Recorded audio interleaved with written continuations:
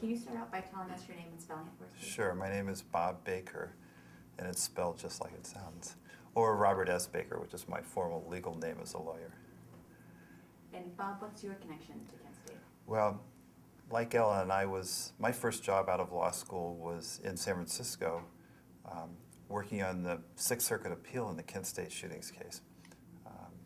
I got hired by Sandy Rosen, Sanford J. Rosen. And then we worked out of his house for several months before he moved into an office in downtown San Francisco. And doing research, doing writing, and preparing the opening brief for the Sixth Circuit appeal from the original trial, the first trial. And I did that for, I guess, a little over a year, and then I moved to West Virginia.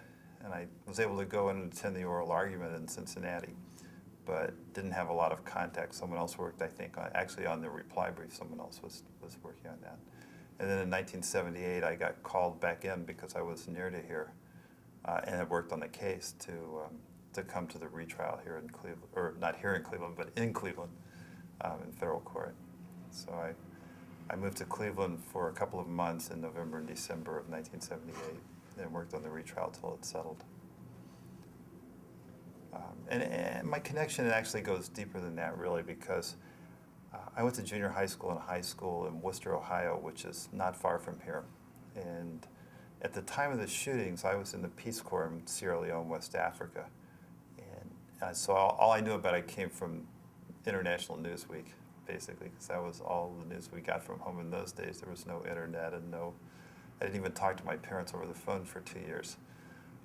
But some of the names seemed vaguely familiar to me, and I was worried that some of the guardsmen, who were the people named, were people that had come from my hometown. I don't think that was true, as it turned out, but I was worried about it at the time. And then, because of that, I always felt some major connection to what happened here. And then, just by chance, when I finished law school in San Francisco, this job came my way, and I was able to work on the case. And, you know, the original trial had this huge transcript. It was probably 4 or 5 shelves worth of volumes of transcript, but it lasted for a long time. I'm not sure exactly how many weeks, but many weeks. And Sandy Rosen spent time reading the entire transcript. We read portions of it. He distilled portions of it, and we turned it into a brief where we tried to tell the tale in the opening brief of what really happened here, in order to grab the Sixth Circuit's interest in that.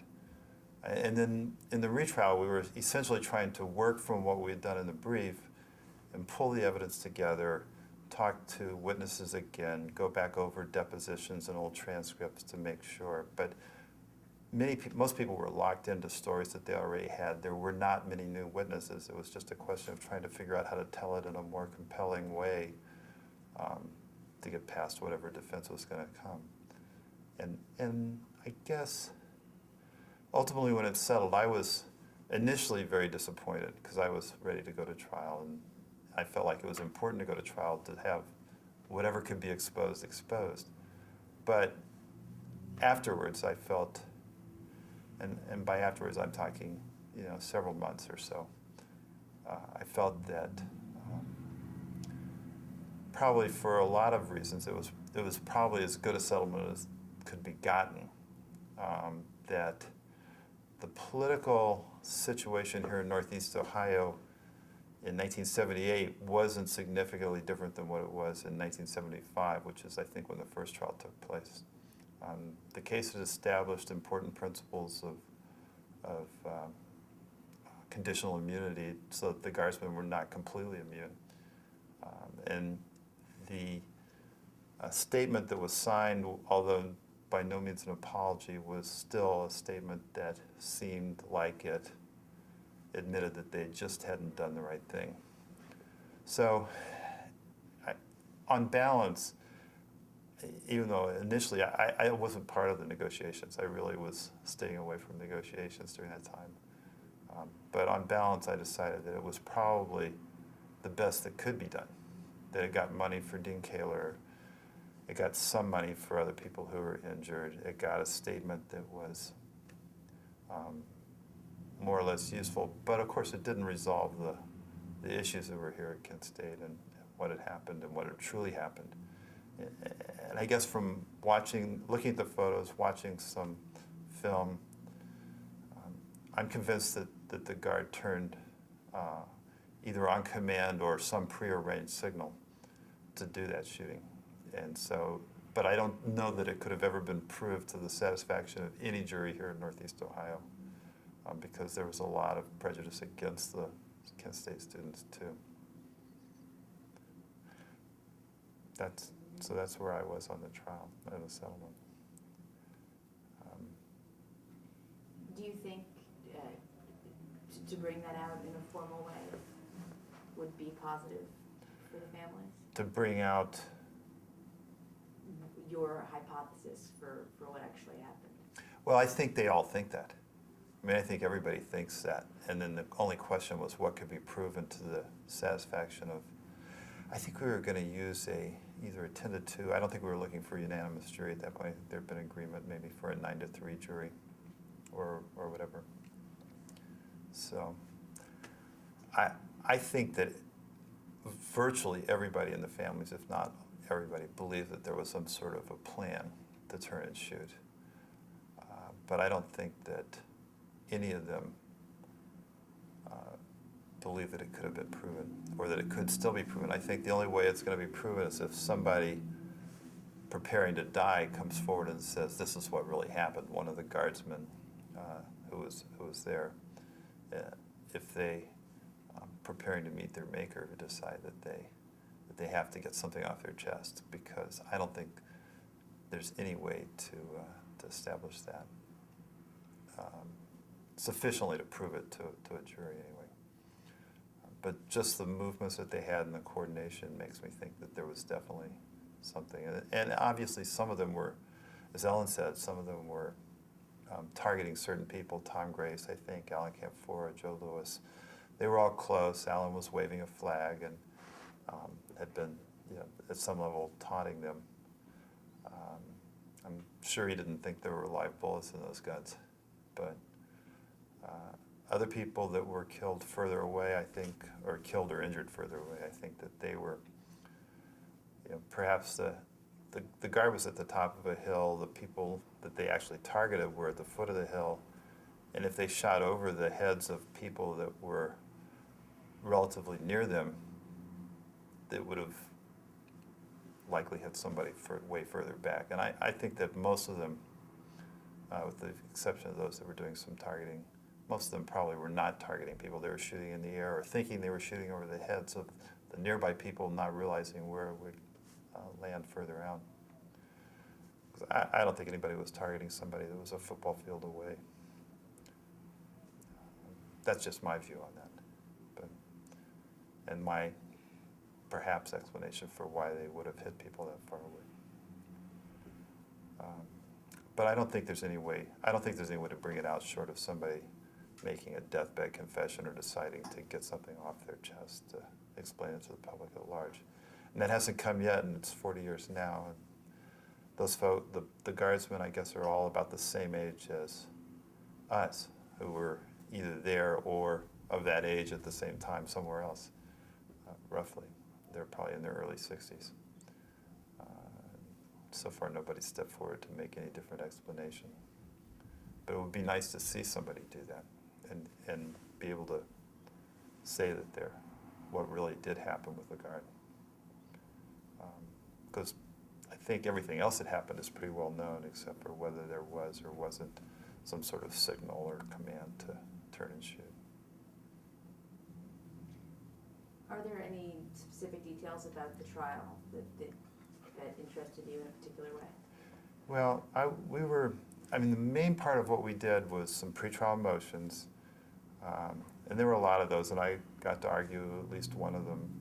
I think Ellen got to argue at least one of them, but of course they were some of the less important motions. We were junior staff on the team. But we spent a lot of time with the jury selection process, both with the National Jury Project and also with sitting in voir dire and and hearing what answers people gave to questions. And there was individual voir dire in chambers for basically everybody.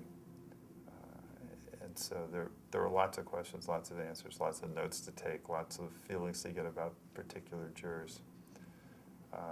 And then, you know, there were a lot of demonstrative evidence type things. The book that Ellen mentioned of all the photos, with each photo was sort of a map of the area showing in which direction the photo was shot, or from where, and what the field of vision was of the photo.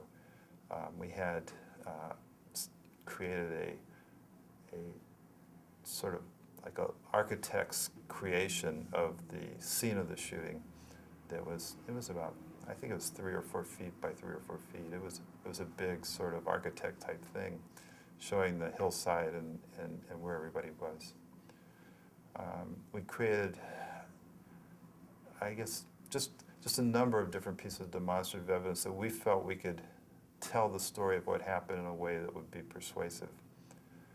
But, you know, looking back now, I work in legal services in West Virginia and have since 1977. I've done a few jury trials over the years. In civil matters, we don't do very many jury trials, but 15 or 20 jury trials. And things get to be very, very much of a crapshoot in a jury trial. And this one was treated perhaps a little more like a personal injury jury trial, even though it had the civil rights aspect to it, than a civil rights jury trial, because of the damages that people suffered. And it was settled more along those lines and less along the lines of the political considerations. And I guess my feeling is that if you can get, at least even for one short moment, 13 different people or 13 different interests to agree on one particular resolution, that rather than turn all that over to a jury who may or may not have any interest in what you're trying to say, is a lot better. Because if everybody can agree, the 13 people or 13 entities on our side, and whatever entities there were on the guard side, Governor Rhodes, the state, the guard, the various officers of the guard. If everybody can come to some conclusion that holds together at least long enough to be signed, that's probably better than throwing it to a jury that you have no idea what they're going to do. And that you have good reason to believe are biased against you. And not very many good ways to tell the story. Even though you're convinced in your heart of hearts that you're right about what happened, it's hard to know that you can convince 12 people that may or may not be biased against you. So.